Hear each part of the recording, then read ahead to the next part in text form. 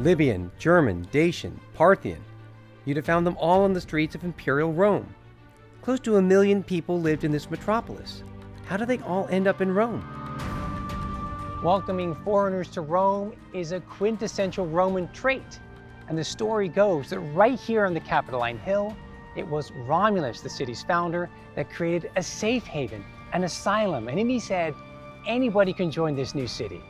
Brigands, shepherds, runaway slaves. This was a safe space to join the city. It was safe for everyone and anyone. Rome was cosmopolitan from its earliest beginnings. Right here in the Forum, there was actually an early Etruscan neighborhood. So you have from the earliest beginnings, Rome has immigrants that come and they bring cultural traditions, they bring their gods, they bring their culinary traditions. It's just like when you look at the history of New York and big cities today. They've got their little Italys and their Chinatowns. So the immigrants came in and created their own neighborhoods. And in those neighborhoods, they brought their traditions, and those traditions became part of the history of Rome. Many of the people that arrived in Rome were enslaved. Many of those slaves were freed, and they took on a new status. They're called liberti. So freed men and freed women could participate in Roman society, even becoming citizens of Rome. We had another group of people in the city of Rome, the foreigner, who never became a citizen.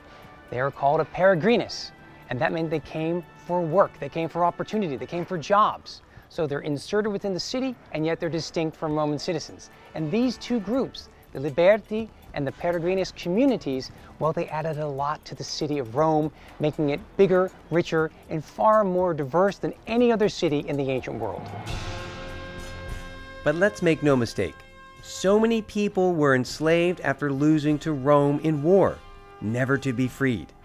They were destined to work the fields, toil away in quarries, and to be trained in the arena to become gladiators. So where did the gladiators come from? We want to think about them as people that were enslaved after war. And in fact, in the Republican times, we look at the names of gladiators. They're Samnites, they're Thracians, they're Gauls, places that were being conquered by Rome. So you brought them in, and then you sold them off, and they were trained in the gladiator schools. But with the passing of time, those places of the enemy were being absorbed into the Roman Empire, and its citizens were becoming, over time, citizens of Rome. So it wasn't really good to call them the names of those places that were once foreign lands. So they changed the names, describing them gladiators according to how they fought. So one of my favorites is the Retiarius. It's a guy with a net and a trident. Oftentimes, he's paired with Myrmillo, who's a guy with a helmet with a crest, sometimes in the shape of a fish. So it's like the fisherman going against the fish. And he had a rectangular shield, he had a sword, the gladius, and he had some padding on one of his arms. And you have these kinds of pairs afterwards. You're transforming, you're evolving the gladiator games because the Roman Empire was evolving and its citizenship was expanding. In the 2nd century CE, Trajan, the emperor, pushed the boundaries of the Roman Empire and crossed the Danube River and waged war against the Dacians in modern Romania. And what you have depicted on Trajan's column in his forum is spectacular. You've got 2,500 figures that are carved, spiraling up to the top in about 100 scenes, and it really is a manual on the art of war, how the Romans fought their foes. Crossing rivers, foraging for food, making encampments, worshiping the gods, and of course, addressing the emperor. And so many times, it's scenes of battle. And you can see the Romans, you can see how the Romans fought, the armor that they wore, you can see the helmets that they wore, you can tell they're definitely Romans. And of course, in distinction, there are the barbarians, there are the Dacians, the other, wearing pants, and they have shaggy beards. So they're displaying on this magnificent column the victory of the Romans against the non-Romans, and you're depicting them in their traditional dress. This is what you get when you observe all these scenes on Trajan's column. Many of those enslaved in war ended up in Rome, adding to the crowds already there. I check in with my archaeologist colleague to find out more. When you make your way through the streets of Imperial Rome, who are those people you're going to encounter? Where are they from? A variety of people. at this point coming from everywhere around the empire. So in addition to what we would consider local Roman inhabitants, you could expect to run into Greeks and Eastern Mediterranean people were present in Rome since the time of the conquest of those regions. We know there were physicians, some of them were tutors, former slaves that had at that point very well integrated into Roman society. There was also a large presence of people coming from the Middle East region. There was an important Jewish community based in Rome since the 2nd century BCE.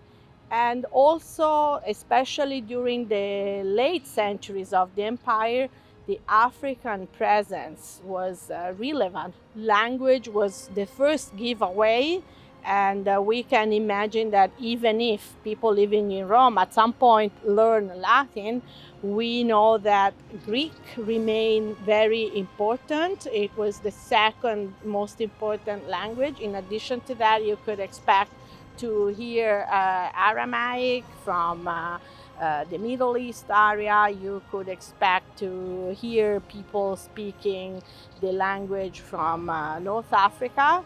In the later empire, emperors hailed from all over the Mediterranean. Septimius Severus was from North Africa, and his wife was from Syria. He and his family certainly left their mark on imperial Rome. The emperor at the time is Septimius Severus. He is an emperor actually from Libya, still a Roman citizen, becomes a senator in Rome, and ultimately is governor in Pannonia, which is modern-day Hungary. And when the previous emperor was assassinated, he made his claim to the throne, and that led to wars fought throughout the Roman Empire, including the war against Parthia.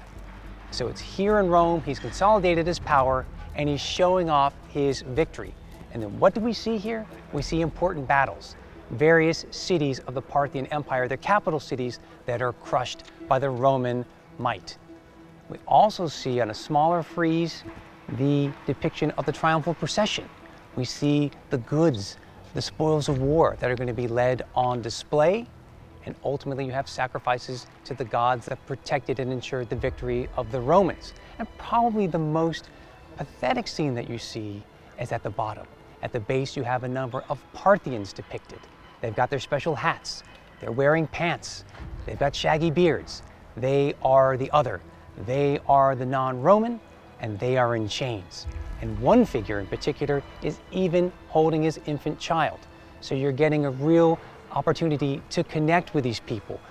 Romans faced wars, Romans were aware of those battles, and they were aware of the human side and the toll that it took on people, winner and loser.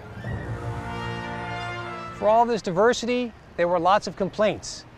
And we have the famous ranting of Juvenal, his very xenophobic comments about the Orontes River from Syria polluting the Tiber River for a very long time, with the people and their customs and their languages, just messing everything up for the local Romans.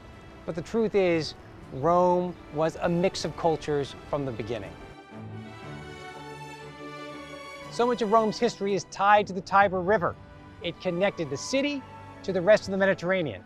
If you didn't have the Tiber, the city never would have been connected to the rest of all those people that would eventually conquer. And at the mouth of the Tiber River was its port city, Ostia Antica. Ostia is the archaeological site that best reflects what imperial Rome of 1 million inhabitants once looked like.